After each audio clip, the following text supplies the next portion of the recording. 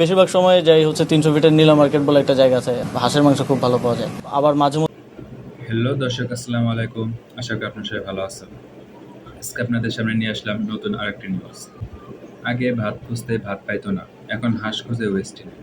প্রিয় দর্শক, আসিফ মাহমুদ সজীব ভুঁইয়াকে খোঁটা মেরে এরকম একটা কথা বলেছেন জাতীয় পার্টির চেয়ারম্যান আন্দোলিব রহমান পার্থ। তিনি তার ভেরিফাইড ফেসবুক পেজে লেখেন, আগে ভাত খুঁজতো ক্যান্টিনে, এখন হাঁস খোঁজে ওয়েস্ট ইন্ডিজ। দর্শক, আসিফ মাহমুদ সজীব ভুঁইয়ার যখন রাতে অফিস শেষ হয় তখন তিনি ৩০০ ফিটে নীলা মার্কেটে যান হাঁসের মাংস খেতে। দর্শক, তার হাঁসের মাংস খুবই পছন্দ। তিনি ওখানে হাঁসের মাংস না পাইলে তিনি চলে আসেন ওয়েস্টার্নে।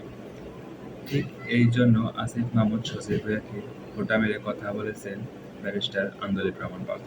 চলুন দর্শক, দেখে আসি ভিডিওতে, সাথে থাকবেন। বেশিরভাগ সময় যাই হচ্ছে 300 ফিটের নীলা মার্কেট বলে একটা জায়গা আছে, হাঁসের মাংস খুব ভালো পাওয়া যায়। আবার মাঝে মধ্যে ওইটা আবার বেশি ভোর হয়ে গেলে বন্ধ থাকে, তখন ওয়েস্টিনে যাওয়া হয়। একসময় ভাত খুঁজতো ক্যান্টিনে, এখন হাঁস খুঁজে ওয়েস্টিনে। 14 আগস্ট সামাজিক যোগাযোগ মাধ্যম ফেসবুকে এই পোস্ট দিয়েছেন বাংলাদেশ জাতীয় পার্টির চেয়ারম্যান ব্যারিস্টার আন্দোলিব রহমান পার্থ। ভোরে 300 ফিট নীলা মার্কেটে হাঁসের মাংস খাওয়ার কিংবা ওয়েস্টিন হোটেলে খাওয়া উপদেষ্টা আসিফ মাহমুদের সরল স্বীকারোক্তি যেন সামাজিক মাধ্যমে সমালোচনার ঝড় তুলেছে। আর সেই আলোচনায় রাজনৈতিক রং যোগ করলেন পার্থ।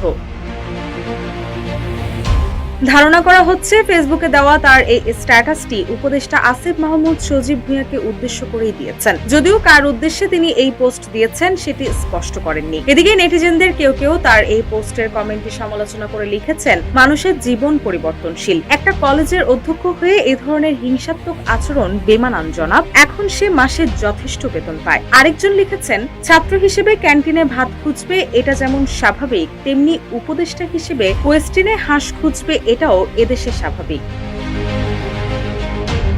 এর আগে 14 আগস্ট উপদেষ্টা পরিষদের এক বৈঠকের পর গণমাধ্যমে দেওয়া এক সাক্ষাৎকারে গুলশানের চাঁদাবাজের সাথে সম্পৃক্ততা নিয়ে সাংবাদিকদের এক প্রশ্নের জবাবে আসিফ মাহমুদ বলেন, গভীর রাত পর্যন্ত কাজ করে মাঝে মাঝে ভোরে তিনি 300 ফিট সড়কের নীলা মার্কেটে হাঁসের মাংস খেতে যান। সেখানে বন্ধ থাকলে গুলশানের ওয়েস্টিন হোটেলে যান, কিন্তু গুলশানের চাঁদাবাজির সাথে তার কোনো সম্পৃক্ততা নেই, সেইখানের কাউকে তিনি চেনেন না। তার এই বক্তব্যের পর সামাজিক যোগাযোগ মাধ্যম সহ রাজনৈতিক অঙ্গনে শুরু হয় তীব্র আলোচনা সমালোচনা।